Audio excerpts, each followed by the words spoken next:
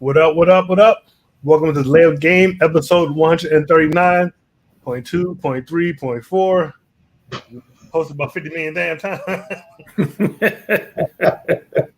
And that's right, we are here on Thursday night instead of Wednesday night. Your eyes do not deceive you, so forget that Bucks and Bills game for right now, even though this is an NFL game show. Forget them.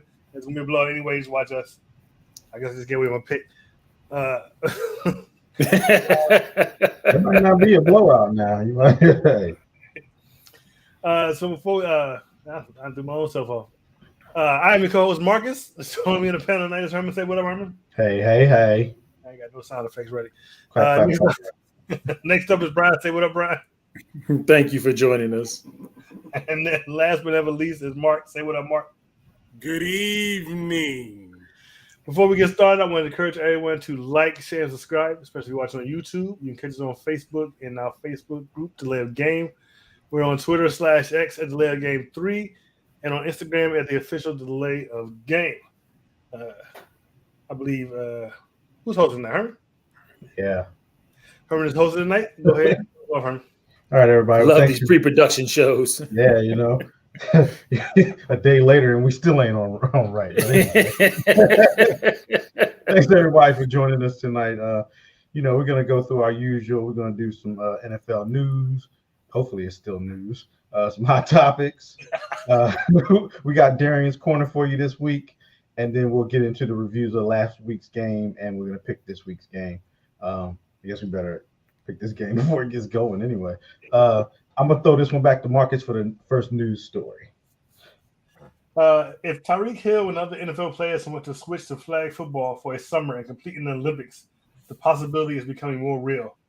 NFL executive Peter O'Reilly said the league will work with the players' union on allowing current and former players to participate after flag football was among 5 sports officially added to the 2028 Los Angeles Games by the International Olympic Committee. Hill, the Miami Dolphins All-Pro wide receiver, expressed his interest after the official announcement, asking fellow NFL players to bring one home in a post on X, formerly known as Twitter. You know how amazing it would be to assemble a super team to play in the Olympics. Hill later said on his podcast. All right. That'll be interesting, something to keep an eye on. It's funny, though, because, there's a lot of flag football leagues out there that compete now that have teams together.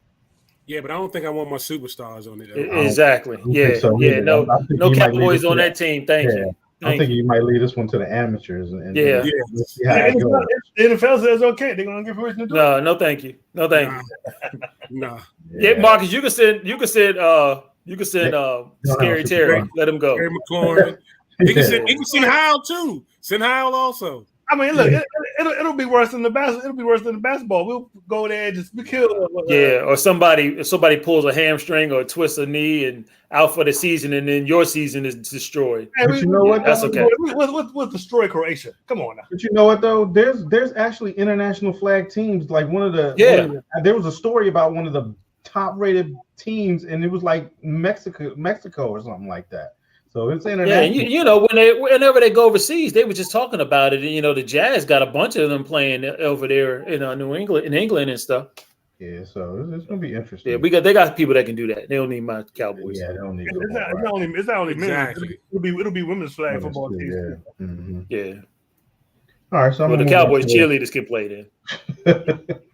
I'm gonna move on to the next news story. New Orleans Saints wide receiver Chris Olave, how you say it? Olave, was arrested Monday in Kenner, Olave in Kenner, Louisiana, on suspicion of reckless operation of a motor vehicle. Olave was clocked doing 70 miles an hour in a 30-mile-an-hour zone. He was booked and released that same night. And they recently released the body cam video. He tried to name drop the Saints. He said, I play for the New Orleans Saints. And the cop said, and? He's like, that's for me. Yeah, I don't even know why he wasted the time with that body cam. Back in the day, he might have got a pass, but that body cam tell everything. Yeah, that's it. So that was one of Tony Dungy's one of his 4 principles staying out of the news, speeding. Yeah. Mm-hmm. I mean, 70 and a 30. They won't learn. They will not learn. They won't. All right, Brian, next news story is on you. All right. While the world speculated on when and if Bill Belichick would be fired, he had already signed a multi-year lucrative deal before the season began. Sunday, he proceeded to beat his rival Bills to get his 300th win. Looks like his demise in New England is a bit premature. Kraft is an idiot. Was that verified though that he did that? Yeah. Uh-huh. Right. Yeah. Right. Now the amount and the years is like questionable, but he did do it. That don't mean Kraft won't bite that bullet. Oh no, Kraft he got can. I mean, he's plenty of money. millionaires. No. Kraft owns Kraft. Right. I mean, He's got plenty of money. It ain't hurting his pockets. But we'll see. All right, Mark. Last one is on you. I don't like this story. Nah, never mind. The Eagles are showing up their defense backfield by adding a player, all-star Pro Bowl pedigree with the history of leadership, and someone who is coming home to help the defense in the second half of the season.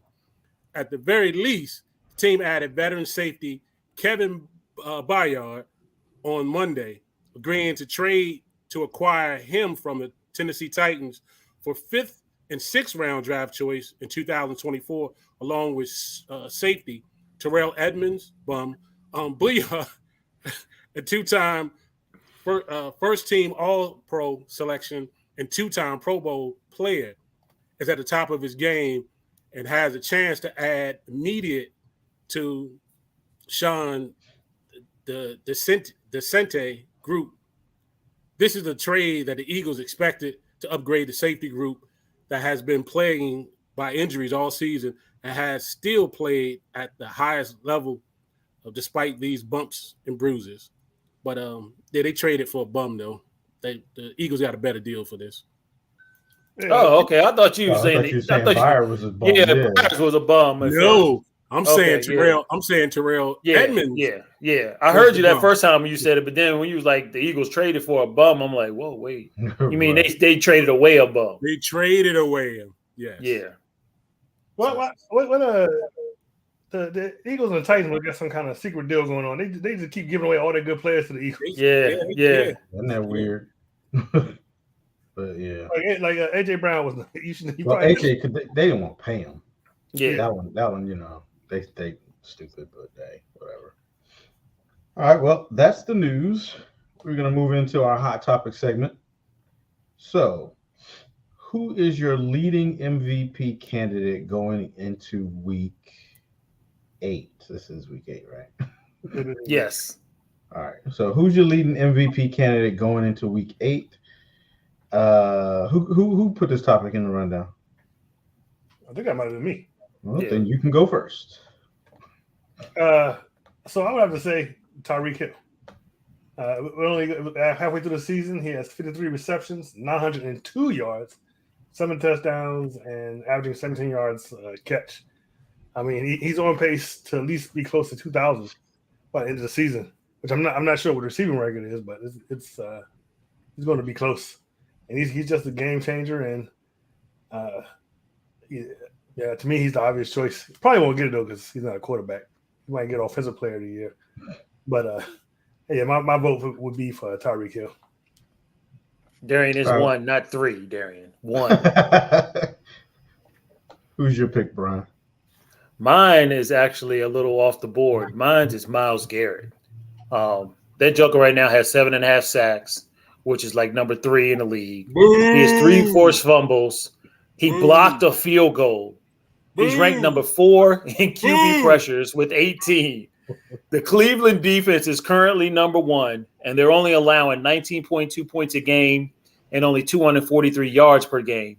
And Cleveland, with the Deshaun Watson that has not been playing most of the time, is 4-2 in that division. You said, what did you say about Deshaun? He what? He hasn't been playing well, and when he has, if he has playing, yeah, he done missed 2 games already. So he hasn't been what? Herman.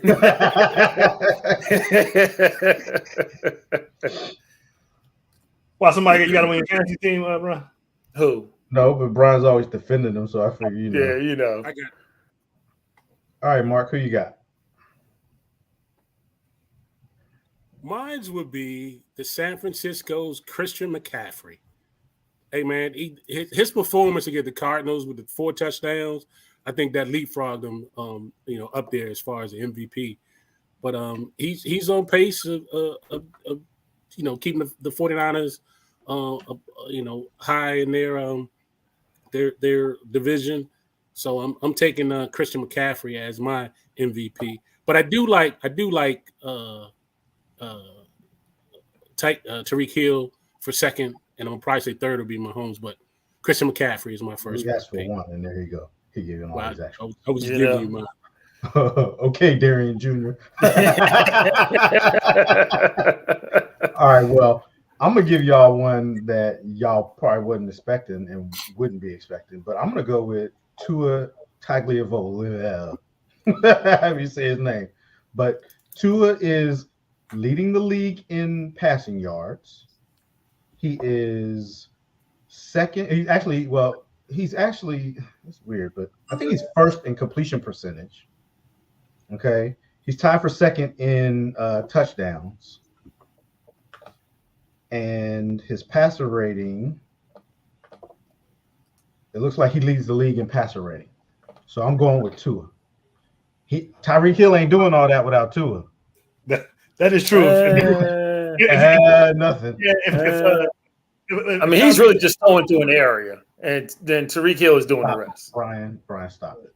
Just saying, he's just throwing to an area. They are the best game on turf right now. Yeah, they are. Yeah. And Tua's leading that, so I'm gonna go with Tua because he's a quarterback, and y'all know. I know, but quarterbacks are boring. See, Marcus, and Mark and me understood the assignment to go out of the box and not pick. Oh, Patrick Mahomes, he's the MVP. But I didn't pick Patrick. But Herman had to take up the lead and ruin it by picking a quarterback. I picked the quarterback who's leading the league in like it's always a quarterback. You know a quarterback's going to win. Don't you think it's a little fun to try to think outside the box? But look, it could be him. There's no point in wasting. Yeah, but it still sucks if it's a quarterback. It'd be better if somebody else won it. Yeah, you're probably right about that, but that's just how it goes. I don't disagree. I think Tua is definitely an MVP this year. Just like Josh Allen. So two things. Number one, a wide receiver. I think has never won MVP, and Jerry Rice never won it. No, and the only time I think, and I might be wrong, but I think I heard this. The only time a wide receiver ever gotten a vote for MVP was Randy Moss in 1998. He got one vote. And if we had kept that other topic, I would dispel your Tua as MVP thing because I think the Miami Dolphins are not fakers. Okay. You think they're a pretender, not a? I think they're pretenders. They haven't played. We'll discuss that. Every time they play some. We'll discuss that next week. We can do that topic next week. Okay. So there's a preview for next week's discussion. All right. Good topics, you guys are good. I think I had the best MVP. Oh Jesus! For you out of the box thinkers, good job on your MVP. It ain't gonna happen. It ain't gonna happen. You're right about that. All right, we're gonna roll into Darian's corner where he breaks down a play from the Pittsburgh Steelers at the Rams game. So go ahead and take it away. Go, Darian. Let me take this comment off real quick. Oh Lord, producer. Wasn't even ready. What's going on, Delay Game viewers? Welcome to another edition of Darian's Corner, man. And this week we're going to get back into the defensive side of things a little bit. We had a pretty crazy interception from TJ Watt here in the Rams-Steelers game, so I figured that'd be a pretty good one to go through for you guys. So first thing, getting into the offensive side of the ball a little bit, we're going to have an 11 personnel empty set from the Rams. So you're going to have your one tight end, Tyler Higbee, is going to be your number 2 weak. You're going to have your first wide receiver, Puka Nacua, is going to be your number 1 weak. Then you're going to have Cooper Kupp's going to be your number 3 strong. You're going to have Ben Skowronek as your number 2 strong. Then you're going to have your one running back, Darrell Henderson, is going to be your strong side number 1. So getting into the concept a little bit here, we're going to have a curl route here. Going to have a 10-yard dig from Ben Skowronek over the middle. Going to have a 5-yard pivot route from Cooper Kupp. Going to have another 10-yard dig route from number 2 weak. And then you're going to have another curl route from number 1 weak. So the overall design of this concept is basically to get this number 2 defender to turn his hips and run. And then you're going to get an easy flat completion to your number 3 Cooper Kupp off of the pivot route. But we'll see that doesn't really go according to plan for the Rams in a second. So getting into the defensive side of things a little bit, what we're going to see is a 3-3 under front. I will call that a 3-3 under because you have your first defensive lineman, TJ Watt, detached from the line, so that will only leave 3 in the box. Then you're going to have your 3 linebackers as usual in a defense's base set. So we're actually going to have this first outside linebacker walk down to the weak side of the empty, which is why we'll tag under on the defensive formation. Had he been walked to the strength, we would call that over. So getting into the coverage a little bit here, we're going to get a hybrid between a cover 2 man and a cover 2 zone. So first thing you're going to see is locked out corner, locked out linebacker. You're going to get a blitzing backer off the edge. You're going to get a safety playing over the top. You're going to get your 3-man rush from the defensive line. And then you're going to get a soft flat zone from this corner. You're going to get a hook read from TJ Watt here over number 2. And then you're going to get a middle zone drop from your linebacker. And you're going to get a safety over the top here, which is why we'll call this a cover 2 hybrid, because you have cover 2 man on the boundary and cover 2 zone to the field. So let's get into how this play shaped out a little bit here. Let's get that tape rolling for you guys. So the first thing you're going to see is a bluff blitz from this linebacker, but we'll see that he is dropping back to take this number 2 route here. We're going to see that initially Matt Stafford is looking left. He's trying to look off this linebacker into dropping over, and then he's expecting again TJ Watt to continue running with this dig route. However, we'll see that he passes this up, and he knows that he has Cooper Kupp coming towards his outside. And when Matt Stafford flips his head to throw the Kupp, he just doesn't see TJ Watt coming across the middle. And that's going to end up in a pick going back the other way for the Steelers. Now, one important thing here that we saw from this linebacker was that he stood his ground really well on this pivot route. He didn't give him no space to work. He didn't jump off of his spot at all. Now, he doesn't get hands-on, which I would say is one mistake. You really want to get hands-on these really good receivers, but other than that, he gives no ground. He's right on Cooper Kupp's hip. Then he knows he has TJ Watt coming right across the middle for that interception again. He's going to take that all the way back to, I believe, the 15-yard line. Actually, no, he got the 5-yard line. Yes, sir, 5-yard line. Good job, TJ. Got the big boy running for the touchdown here. So again, on this angle, what we're going to see is Matt Stafford's eyes, and then we're going to see how this linebacker played the pivot route, and then we're going to see TJ Watt zooming into the picture in a second. So again, first thing you'll see is Matt Stafford is looking left, is drawing this linebacker's attention out to this dig route, which is coming back across the middle. But then what you're going to see is he flips his head. He's already got his eyes here on Cooper Kupp, who's making his hard break. He was a tad second late with the throw and the hesitation, as you can see, this 6'6", 260-pound man named TJ Watt comes running through the frame. And, I mean, he almost outruns the whole offense here. That was definitely a block in the back. Oh, man, how did the refs not see that right there? All right, let's just move past that. Now we're going to get him down at the good block here, good block here.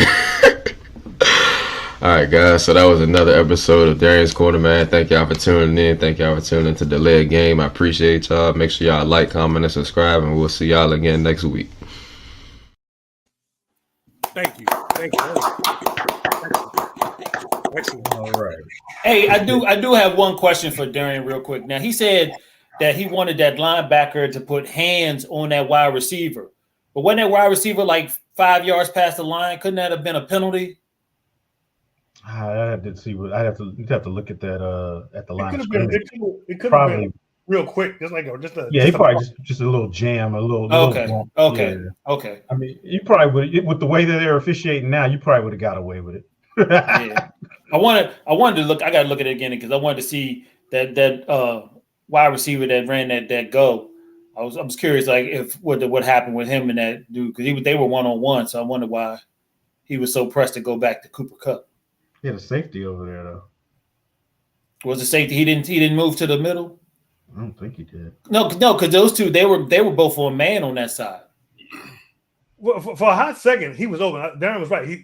Stafford threw that ball. I mean, he was wide open for like a hot second. Yeah. Puka. Yeah, he was. The ball was late. Yeah, late. It was. Yeah. Yep. That was a good. Okay. Okay. So Darian said you can redirect without getting in the lead on rush. Yeah. Because the receiver does have to. He can't just run into you either. So, yeah. All right, let's get into last week's games. before we do that, I'm mad we missed the show last week because I would have went 5-0 last week. I did not do nearly as good this week. We all went 5-0 last week. Yeah, leave it at that, I guess. All right, so we get it. I hope I did this right. Thursday's game was the 4-2 Jags were taking on the 3-3 Saints. Thursday night game. Let's see. Here we go.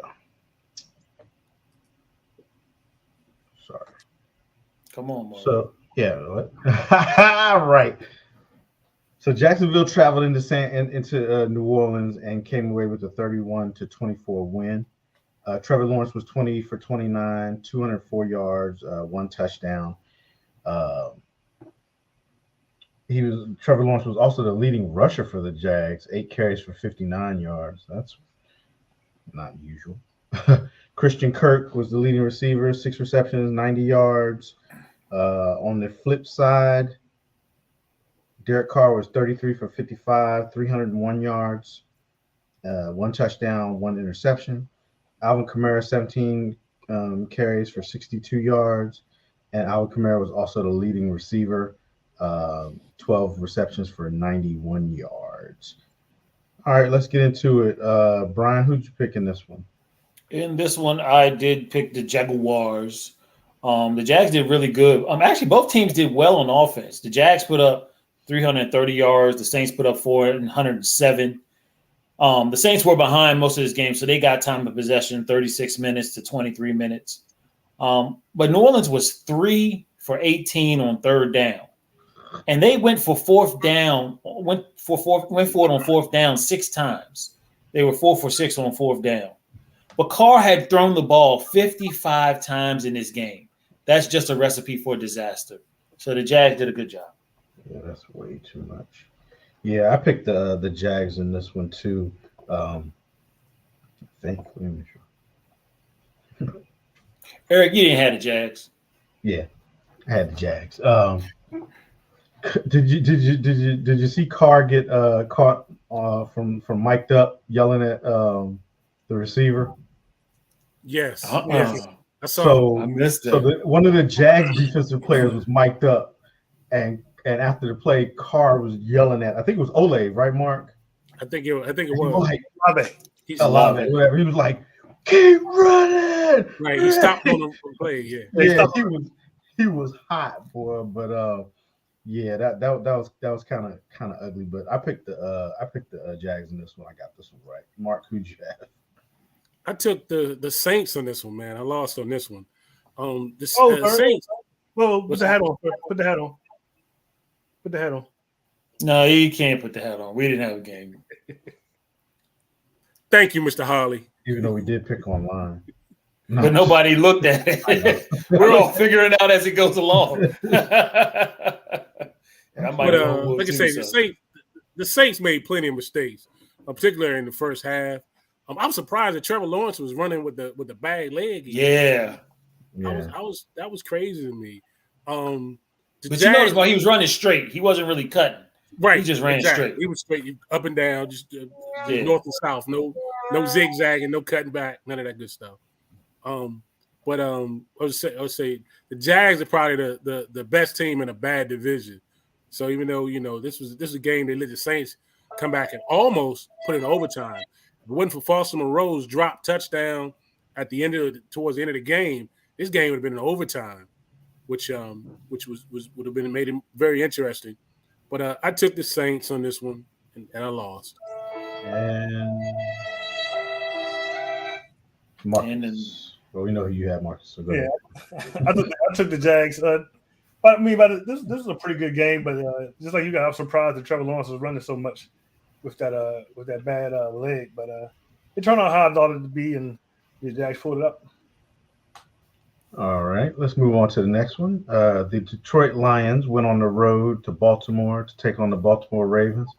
There's a lot of prognostication, if that's the word, about this game before it happened. Spell it.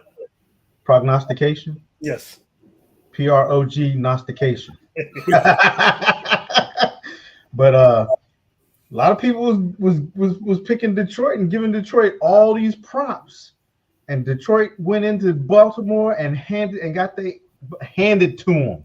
Period. This game, it should have been a shutout.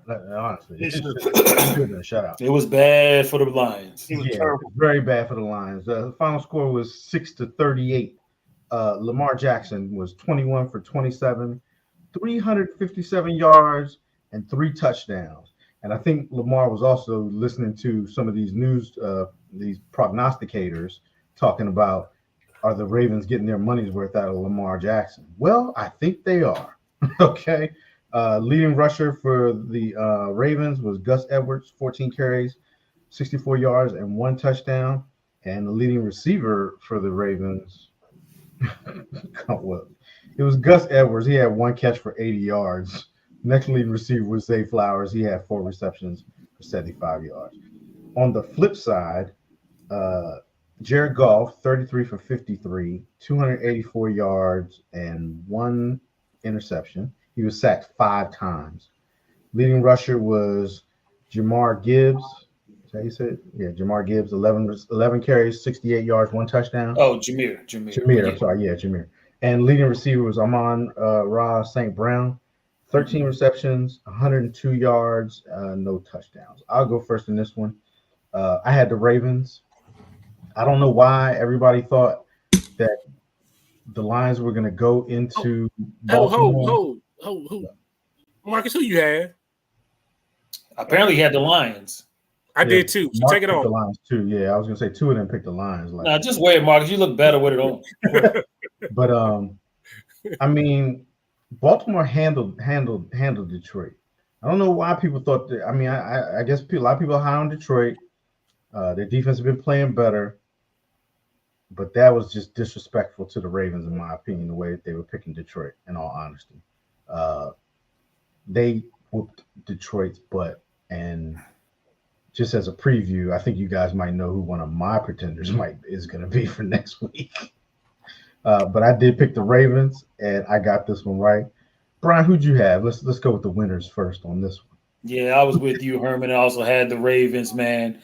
And the Ravens, they had one of their best offensive outputs of the season. They put up 503 yards on that Lions defense. And, you know, Lamar Jackson was untouched. He had 0 sacks in that game. And like Herman said, man, throwing the ball 53 times, again, it's a recipe for disaster. But in his defense, I mean, they were down double digits quick. Yeah. So they had to try to pass to get back in the game. But, you know, Baltimore, their offensive coordinator, they said it's going to take them about 4 to 5 games to understand his offense and start doing it. And it looks like they understand it pretty well. All right, Mark, who'd you have? I took the Lions, man. I thought after seeing how the Raiders had played the previous weeks, I thought that they wouldn't struggle on this one. Lamar had a great passing day. He really did. Lamar looked at probably most comfortable we've seen him all year with his offense. He threw the 9 different receivers in this game. The Ravens allowed 9 points or fewer for the 3rd time this season. So not only did the offense did that job, the defense played well too. But I took the Lions and I was wrong. And Marcus. He also took the Lions. Like you guys said, Lamar was on point in this game, and he didn't even have to run that much. For once, he wasn't the team's leading rusher. He was 3rd on that list, matter of fact, behind Gus Edwards and Justice Hill. I still think the Lions are a great team. They did beat the Chiefs without. Doesn't matter. It does. It absolutely matters. But go ahead. It doesn't matter. They're definitely not pretenders. Everybody has that one game, and they got it handed to them. And hopefully this will bring them back down to earth. And but I was confused on the Kool-Aid I was supposed to drink this week. I usually drink the purple Kool-Aid, but I've been on the blue Kool-Aid all season with Detroit, and I picked the blue Kool-Aid, and I picked wrong. All right, let's move on to the next game. We had the Los Angeles Chargers traveling into Kansas City to play the Kansas City Chiefs. Patrick Mahomes was 32 for 42, 424 yards passing, 4 touchdowns, 1 interception. Leading rusher was Isaiah Pacheco, 13 carries for 32 yards. No wonder Patrick Mahomes threw so many times because they could not get a run game going. Leading receiver was who else? Travis Kelce and Taylor Swift. 12 receptions, 179 yards, and 1 touchdown. What's wrong, Mark? You don't know who Taylor Swift is? On the flip side, Justin Herbert was 17 for 30, 259 yards passing, 1 touchdown, 2 interceptions. Those probably came on curl routes. Joshua Kelly had 7 carries for 75 yards. Austin Eckler only had 14 carries for 45 yards, so I don't know if he's back to full health yet. Joshua Palmer was the leading receiver, 5 receptions for 133 yards. Mark, who'd you have in this one? I took the Chiefs in this one, man. They dominated this game. It wasn't so much for me to say about this one. I took the Chargers. And Taylor Swift had 1 touchdown celebration and a hand slap. Yeah. He had a secret celebration handshake with Patrick Mahomes' wife. That was her stat. Oh, that was his wife. Okay, I didn't know who the other girl was. Yeah, that was his wife. Okay. Marcus, who'd you have in this one? Of course, I took the Chiefs. I won't be picking the Chargers anytime this year. As long as Brandon Staley is the coach, I will not be picking the Chargers. Blaming Brandon Staley if you want to. Huh? I said you keep blaming Brandon Staley if you want to. Who you think it is not? Hey Herman, they sucked before he came. He just added to the pile, but it's definitely on Brandon Staley. It's definitely on Brandon Staley. Okay, it ain't got nothing to do with Kellen Moore. They sucked. Kellen Moore wasn't there last year when they got a. Kellen Moore don't call no defensive plays. 483 total yards. It looks to me like Wonder Boy is regressing. 483 yards on the defense. Regressing quarterback. I guess a defense. What's that got to do with the defense? Defensive huh? 2 interceptions. Oh, okay. So that probably counts for about 20 yards. Depends on where the receptions were thrown. So two coaches I will not be betting on this year, anytime this season. Both belong to the AFC West. Josh McDaniels and Brandon Staley. I can't wait till they play because we're gonna pick that game. I'm gonna have to take the 5th. It's gonna be a tie game. It's gonna be a tie game. Yeah, I had the Chiefs in this one myself. After seeing how Dallas handled the Chargers, I knew the Chargers weren't going to be able to beat the Chiefs. I thought it would be a closer game though because of the division game, but Kellen Moore has got his hands in that offense now, and you cannot blame this on Kellen Moore. Them curl routes just ain't working out. That's all. That's what I'm saying. You cannot. Brandon Staley is terrible coach. Brandon Staley was what was their record last year? This time of year last year. Anybody remember what their record was? I bet it wasn't 2-4. It probably wasn't because it probably wasn't. Yeah, it probably wasn't. Yeah. Kellen Moore effect, baby. Brian, go ahead and finish this one out, Brian. Who'd you have? I messed up big time on this one, man. I'm the only dummy that didn't believe in the Chiefs in this one. Really? I thought that I had a feeling that they would, like Herman said, a divisional game. They had just had the bad loss to the Cowboys. I figured that they might, step up. But and then Darian, yeah, man, Herbert. Okay, everybody's going on and on about Herbert. He's this great quarterback. He's all this. He's the prototype. He ain't won squat. He ain't did nothing, and I'm getting tired of hearing how good he is, and he's not showing it on the field. So I picked this one wrong, and I actually have him up for trade bait if somebody wants him in our league. Oh man! All right, let's move on. I just wish we would on last week because to prove how right I was about that Cowboys game. I told you they would lose by 3 to the Cowboys.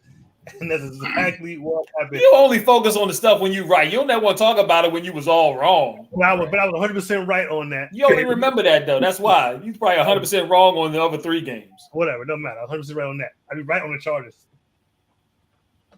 All right. Let's move on to the next one. We had another divisional game. The Atlanta Falcons traveled into Tampa Bay to take on the Tampa Bay Bucks. Falcons pulled this one out by a field goal. This is that close division NFC South game that you're used to seeing. It's funny, man. The NFC South is, who would have thought? I think the Falcons are actually leading that division right now, and I didn't expect that. But Desmond Ritter, he was 19 to 25, 250 yards passing, no touchdowns, no interceptions. Tyler Algier, leading rusher, 21 carries for 59 yards. And Drake London was the leading receiver, 6 receptions for 59 yards. I'm trying to figure out how Atlanta scored their touchdown. Oh, Desmond Ritter. Desmond Ritter ran one in for a touchdown. Okay. On the flip side, Bakerfield was 27 for 42, 275 yards, 1 touchdown, 1 interception. He was sacked 3 times. Rashad White was the leading rusher, 13 carries for 34 yards. And Mike Evans was leading receiver, 6 receptions for 82 yards. I will go first. I picked the Bucks basically because the week before that's when Atlanta played Washington, right? Yeah. Yeah, and Desmond Ritter played like trash. Period. So that's why I picked the Bucks. I figured they were the home team, that they would win this one. Bakerfield, he's been playing some pretty good football. 42 passes though, that's too high for him. And this game was close the entire game. So I'm gonna need the Bucks. If the Bucks would get their running game going better, and let Bakerfield just kind of manage this game, they're gonna be okay. On the flip side, Desmond Ritter, he did play better. No interceptions, which is important. He was only sacked 1 time. I did pick the Bucks, and I got this one wrong. Mark, who'd you have in this one? Yeah, I rode with you, man. I went with the Bucks also. The Falcons and the Bucks were tied at halftime at 10-10, so it was an interesting game. Atlanta briefly took a lead when the kicker Young Ho Koo kicked a 41-yard field goal, but Ritter fumbled 3 times. The most crucial one was the one he fumbled trying to go to the end zone, which gave him a touchback and it gave him possession. But they would have went up by 10 points in the particular game. But I took the Bucks on this one, and the Bucks they failed me. Brian, who'd you have? I was smart. I did go with the Falcons, and I'm really not going to take a whole lot of credit. Like Herman said, this kind of was a toss-up game. Neither team is really where they need to be, and you just never know. So it probably was a smarter choice to go with the home team, but I'm just not a big fan of Bakerfield. So I went with the Falcons, and I picked this one right. Yeah, I think Eric is right. Atlanta is tough because they do run the football. Yes. They had a total of 156 yards rushing in this game. So, yeah, that's you're right, Herman. The Tampa Bay definitely needs to get their running game going. Yeah, they have to. You can't have Bakerfield throwing 42 times. It's too much. And that needs to come down by about 7 or 8. Probably. He needs to be in the 30 range. And all those rushing yards was without Bijan Robinson too. Oh yeah, yep, you're right. Because Robinson only had 1 carry for 3 yards. Marcus, who'd you have in this one? I also took the Bucks. I figured this is a home game. The Bucks could pull it out. I wasn't expecting much from. Where's my hat? Nope, no hats. Especially after the Commanders beat the Falcons, but they showed up and they showed out and they won the game. All right, moving on to the next one. This one was Put your hand in. No music, nothing for you. This was the Sunday night showdown. This was the big one. The Miami Dolphins traveled into Philadelphia to take on the Philadelphia Eagles. A lot of people thought that Miami was going to win this one handedly. I know I did, in all honesty. But the Eagles won this one 31-17. It wasn't really even that close of a game. I mean, I guess it was at times, but it just felt like Philly pretty much kind of handled this game. Jalen Hurts was 23 for 31, 279 yards, 2 touchdowns, 1 interception. He was sacked 3 times. He definitely has something going on with his knee because I know everybody saw that scramble where he ran and it looked like he had a little bit of knee issue, something going on. But that's no excuse for leading the league in interceptions. Philadelphia is rushing. DeAndre Swift, 15 carries, 62 yards. Jalen Hurts was second leading rusher on that one, 11 carries for 21 yards. And the leading receiver, of course, was A.J. Brown, 10 receptions, 137 yards. I think it's the fifth straight game. Brown is over 100 something yards receiving. Mhm. So, yeah, he's out there doing it. On the flip side, Tua was 23 for 32, 216 yards, 1 touchdown, 1 crucial interception. It was definitely a big interception that kind of changed the swing of the game. He was sacked 3 times also. Leading rusher was Houghton Mostert, 9 carries for 45 yards. Who? Are you saying Raheem Mostert? Yeah, I said Raheem Mostert. Oh, okay. I said Mostert, didn't I? I don't know. It sounded funny when you said it. Go ahead. It might have. I'm like, you can't read Raheem. Tyreek Hill had 11 receptions for 88 yards and 1 touchdown. Marcus, I'll let you go first. Who'd you have in this one? Yeah, I took Miami, which my brother has reminded me of since then. I should not have taken Miami. I just figured with all that speed and all them points they put up, there would be too much of a match for Philly. And Philly hasn't, even though Philly has been winning games, they haven't really like the same Philly from last year all season. And like you said, Jalen Hurts has been throwing out picks. They just haven't looked as dominating as they were last season. But they definitely dominated this game. I mean, dominated. I think they have like they were what I mean. I think it's usually that, but I think they're like 4-0 on the Philly shove, and they basically just bullied the Dolphins. Dolphins are fast and they got finesse, but I don't think they're as tough as Philly. Dolphins had some injuries too. They were missing some linemen, and they were missing some defensive players too. I would like to have seen them play again with Jalen Ramsey back and the other Howard. Mm-hmm. Yeah, it's out too. But I picked Miami, and I was definitely wrong. Mark, who'd you have in this one? I took Miami also, Marcus. Eagles showed you that size beats speed. That's for sure. Dolphins had to do much more to match up with the Eagles scoring, but they couldn't do it. When I say, I think the Eagles really, they've been winning ugly. I don't think Jalen Hurts is 100% either. He hasn't been running as much as he did last year. Nobody's 100% right now. That's an excuse. Yeah, but nevertheless, I took the Dolphins on this one. I was wrong, so I lost this one. Brian, who'd you have in this one? Bills up 3-0 in the game. I was with you guys. Dumb. Pick the Dolphins. Disappointed, very disappointed. The Eagles' Achilles heel is their secondary. So that seemed like a match made in heaven, but it definitely – Herman, stop looking at the game. Sorry. It definitely didn't work out in their favor, man. And the Eagles stepped up. They did what they had to do.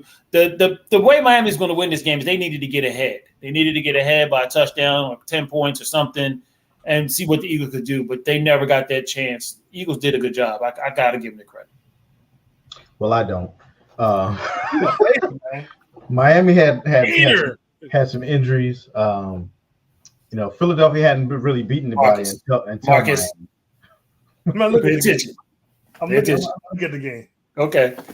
But I'll give Philly a little bit of credit. They're definitely, at least right now, they are top team. But again, 2 weeks ago we were saying this about San Francisco 49ers, and we see what they're looking like right now. So the NFC is open. With all of the top teams within the NFC, they're all within reach of each other. I would say that anybody can lose. Detroit too. Even maybe Detroit. I'm gonna put them even maybe Detroit. But Philly they did what they were supposed to do at home. They beat Miami. Like you said, I'd like to see Miami at full strength. I'd like to see them play again with Miami at full strength. Only time I guess we get to see that is if it's in the Super Bowl. I don't want to see that. So I did pick the Dolphins, and I got this one wrong. So let's move on to the last game of the week, the Monday night game.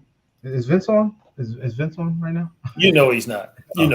Yeah. The San Francisco 49ers traveled into Minnesota to take on the Minnesota Vikings, and they lost to the Minnesota What? Vikings. No.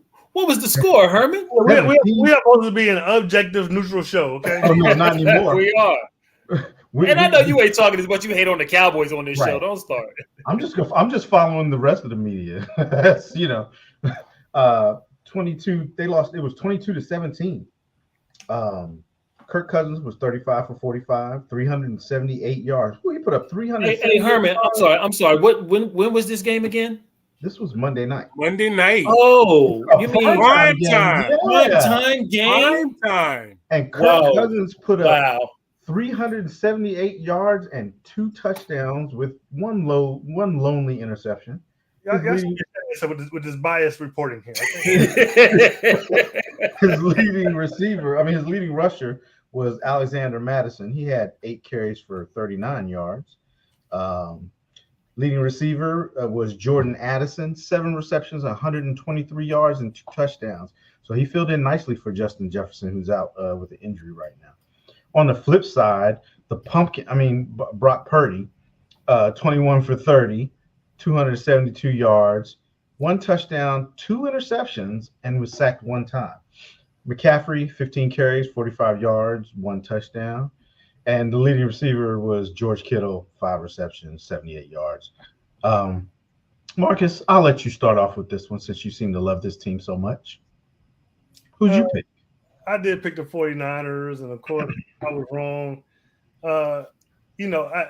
Here's the thing. I still think the 49ers are the top team, but I'm going to be fair and unbiased. As much as I give the Cowboys heck for being able to win games where they hold the lead all the time, San Francisco 49ers have the same symptom. It's very easy to win games when you're holding the lead the entire time. These last 2 losses, they have not held. They have not done that, and they'll come back to bite them in the butt. Now they're going to have to get that problem fixed if they expect to go far, because you will not have the lead the entire time most games. It just doesn't work out that way, and so they have to find other ways to win. So yes, I picked wrong. I picked the 49ers. I was wrong, and I'm be unbiased. Much criticism I get the Cowboys for that. I got to give it to the 49ers too. Can't win when they're not in the league. Mark, who'd you have in this one? I took the 49ers. Kirk Cousins won on primetime Monday night. They'll be saying it. I did not expect the Vikings to win without Jefferson at all. I did not. The 2 interceptions from Cameron Bynum, the second one sealed it for him. Can I say, man, the Vikings pulled it out against them. But I took the 49ers. That boy Jordan Addison. If Justin Jefferson stays in Minnesota, because they keep talking about some trade for some reason, that's a deadly combination. Yeah. Jordan Addison is a real deal. Yeah. Yes. I was wrong with you guys too. I picked the 49ers. Kirk Cousins, he was masterful. He was masterful on prime time on Monday night. And it was good to see that from Kirk because, he always has that stigma of he can't win the primetime game. But this isn't about Kirk Cousins. This win wasn't about Kirk Cousins so much as it was about the pumpkin on the other side of the field. And that would be Brock Purdy. Y'all remember when it was a couple shows ago, y'all said I was hating on Brock Purdy. And I was stating the most obvious fact in the world, which was it's easy to win a football game when you're leading the game. And I told y'all, let's see what happens when Brock Purdy is behind in the game. And we've seen 2 weeks in a row now that Brock Purdy is not the one you want to give the ball to when you got 2 minutes left on the clock and you need to get a score. And guess what? This week, Brock Purdy's not even going to be playing, and Sam Darnold is going to be starting for the 49ers. That's been solid. He had concussion symptoms on the plane ride home. Yeah, they showed the play that it could happen on too. And guess what it was? It was a tush push play. They tried. He got lit up by the safety or the linebacker that came through there and blasted him right in the head. Right in the head. So, I mean, quick recovery to Brock Purdy because I hate to see anybody get hurt. But, boy, we're going to see now if the 49ers made a smart play because Sam Darnold is your starting quarterback, Vincent? Sam Darnold. Hey, look, if Jimmy G and I'm thinking Brock the same Purdy, thing. Hurry up and say it. if they can look like MVPs, then Sam Darnold, Sam Kyle Darnold. Shanahan can make. And Hold up now, Herman. Sam Darnold at one point in time was a number 1 draft pick, was. Mm-hmm. and Brock Purdy is Mr. Irrelevant. What's your point? If I'm saying if anybody can do I'm it, saying, what if Sam Darnold starts lighting it up? Yeah, it's not gonna happen. I don't know, man. Because I don't I'm know. telling y'all, That ain't happening. I think that system is so quarterback friendly. I think I could play in that system and be successful. We're gonna find out this Sunday. I think you can, Brian. I think you can without glasses too. I think you can. Well, look, Mark, the numbers on the jerseys are big, so I can see those. All right, Brian, who'd you pick in this one? Real quick, the Bills are going for it on 4th and goal. wait, who's watching the game now? No, they didn't get it. They didn't do it. Hey, some of us behind. Okay, we're not ahead. Yeah, I'm behind. Me too. Like, what's he talking about? They're interviewing Todd Bowles right now. I'm sorry. What game we talking about? Oh, that could have been a pick. Yeah, six. y'all know I picked the Niners just like everybody else. I was dumb. I thought that I was just hearing Marcus's in my head, how Kirk Cousins sucks and it's prime time, and I just knew that the Niners weren't going to lose 2 in a row because they lost to Cleveland the week before. So I was dumb. I picked the Niners. Man, like Herman said, that was a masterful game by Kirk Cousins. And didn't he throw a picking on the first drive? Yeah, he did. I think the first drive he threw an interception. And to have that type of resolve and to come back and to light up the vaunted 49ers defense is commendable. Defense? It's very commendable. Mm-hmm. It almost makes them a contender and not a pretender. Yeah. A lot of people saying that was Kirk Cousins' best game ever. It had to be because that was only his second win on primetime. That was his second win. Yeah. I think he played like 18 times on there. He has like 2. Statistically, too. They're saying statistically it was also his best game ever. Oh, okay. All right, fellas. How'd y'all do last week? Terrible. Yeah, 2 and 3 and 4. 3. I think I was 3-3. Yeah. I went 2 and 4. All right, let's get into this week's games, and let's go ahead and pick this one since we're watching it. We got the 3-3 Bucks traveling into Buffalo to take on the 4-3 Bills. The Bills are 8.5-point favorites. That line's probably changed by now, but I think it went up to 9.5 actually. Yeah, really? Let's go ahead and get into this one. I'll give my pick first. I'm going with the Bills. Bills at home. Herman only picked the Bill because they up 3-0. No, that was already my pick. But Bills at home. Josh Allen, I'm sure he's going to turn the ball over, but they'll overcome those turnovers. I can't help it. I'm sorry. So yeah, give me the Bills. Mark, who you got? Bills Mafia. Give me the Bills. All right, Marcus. I'm also taking the Bills, but I'd say one thing: they better not lose this game. They're going to get tore up in the media. They're going to get torched. They're going to get torched. So I'm taking the Bills. And Brian. Man, give me the MVP, Josh Allen and Buffalo. MVP of turnover ball. Stop it, Herb. All right, next up we have the 3-4 Vikings coming off that huge Monday night primetime win. Kirk Cousins looking like a genius.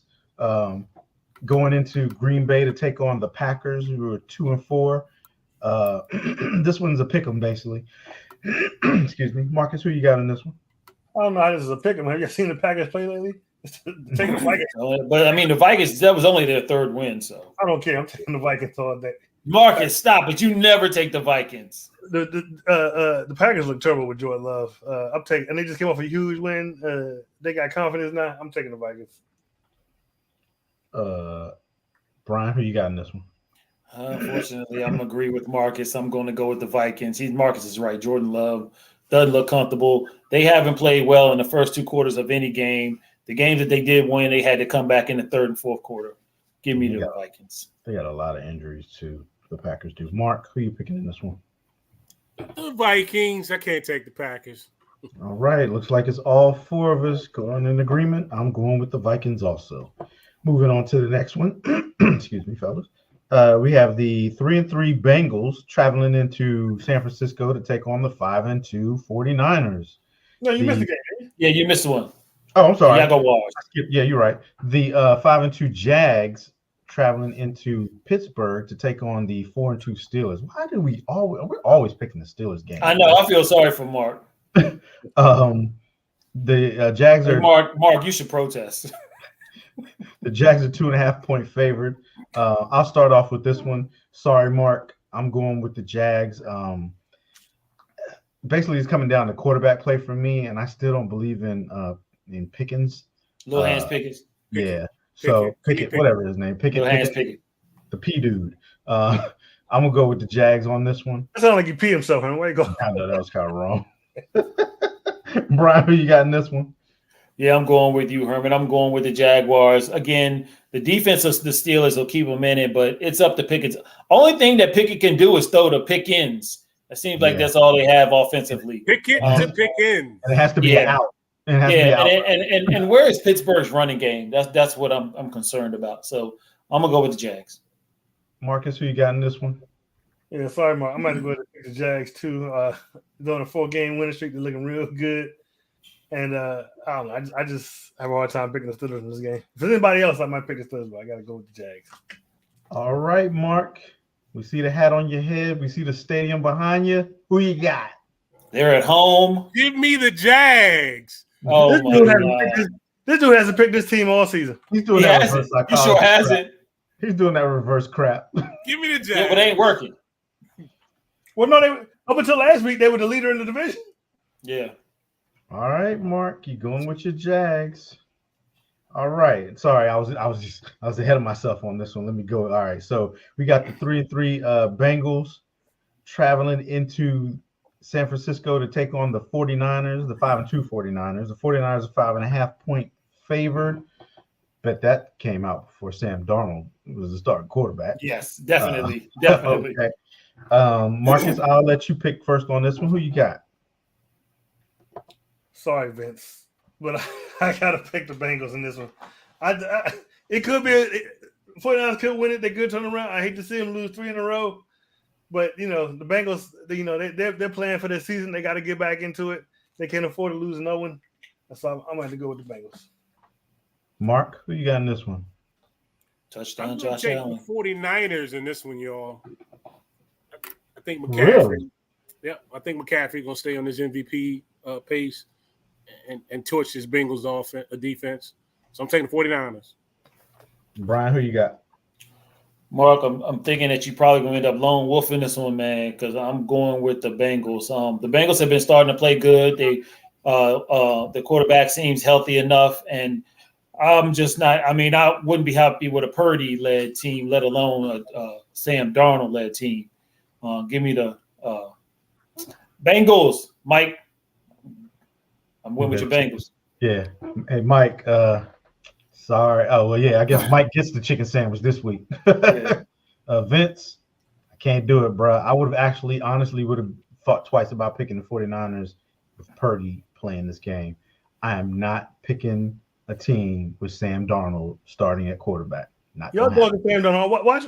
Don't be surprised. Sam Darnold. I mean, again, like I said, he was a number one draft pick, and it seems like that coach over there is like a quarterback whisperer, man. Everybody plays well. Wrong. I want to see it. Prove me wrong, but right now, is Debo back? And is Debo? That's a good question. We don't know. Debo's still out. He's out.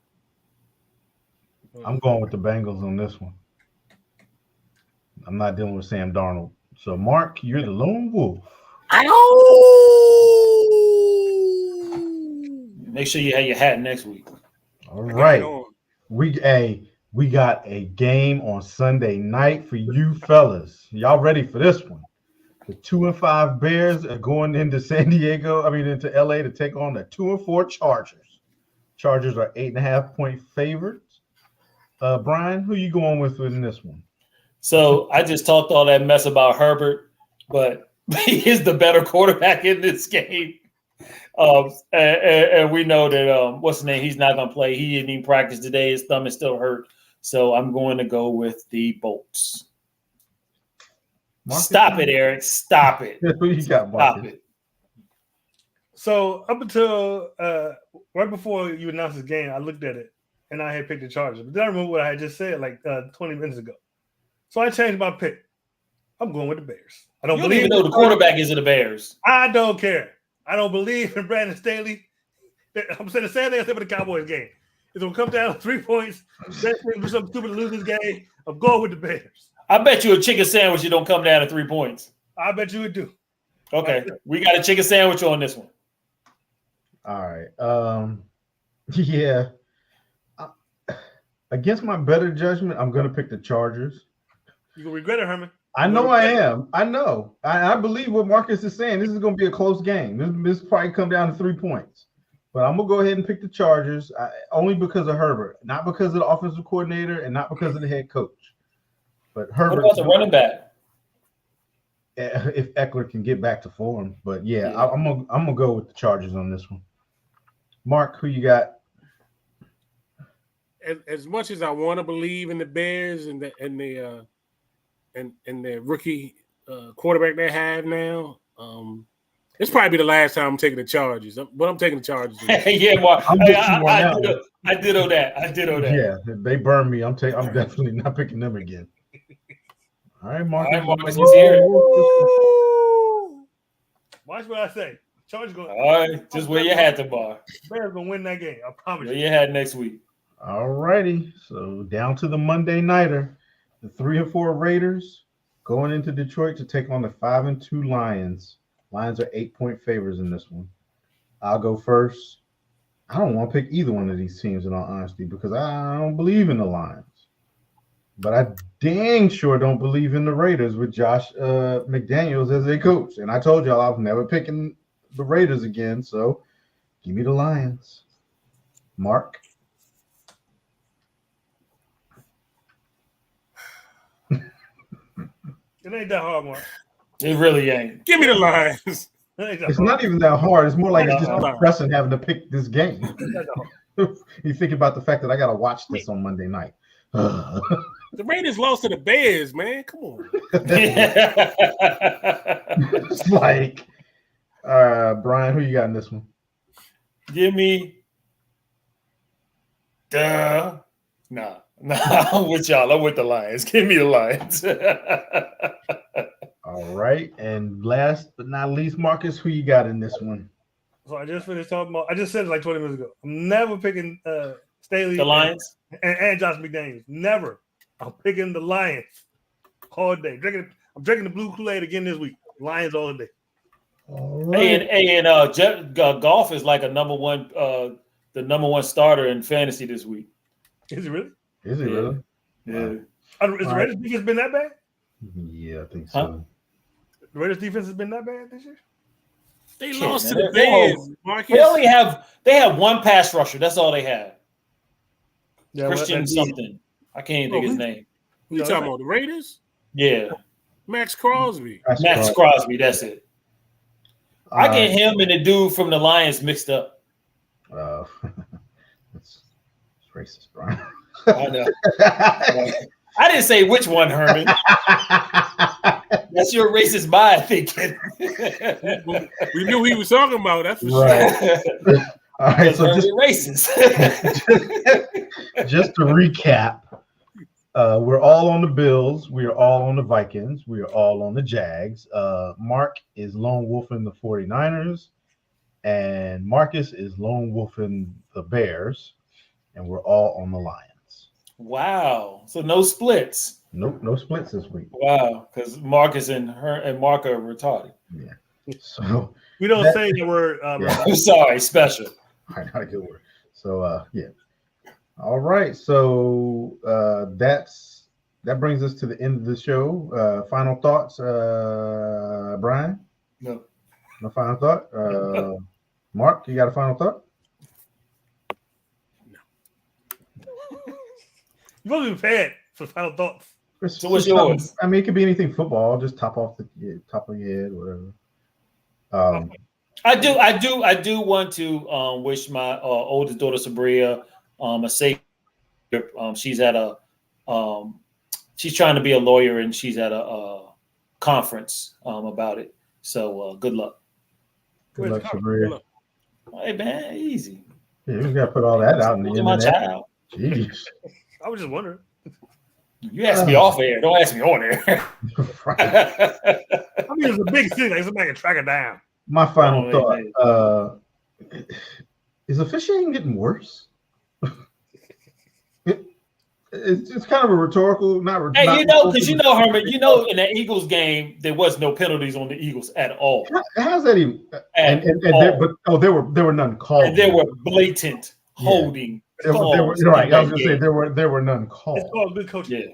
Yeah, whatever. It's called paying off the refs. Something's got to give. We made a benefit our game with a couple of breaks in ours too. Yeah. Okay, so Mad Dog did retire. I wasn't sure if he was just playing around. If he really did. Who did? It's a guy named Mad Dog Russo. He has a show on Sirius Satellite. He be on First Take. He retired? Yeah. Oh, he just had a birthday like last week. I think he retired. Yeah. He's not even doing the First Take anymore. I guess not. I don't know. All right, Marcus, go ahead and wrap us up. My final thought is it's 10-0. Seems like we're gonna be right in our pit. I don't know. Tampa Bay's driving. Yeah. Josh will turn the ball over at some point. I mean, it is 18 now, so maybe not. Before we get out of here, I want to encourage everyone to like, share, and subscribe. Especially if you watch on YouTube.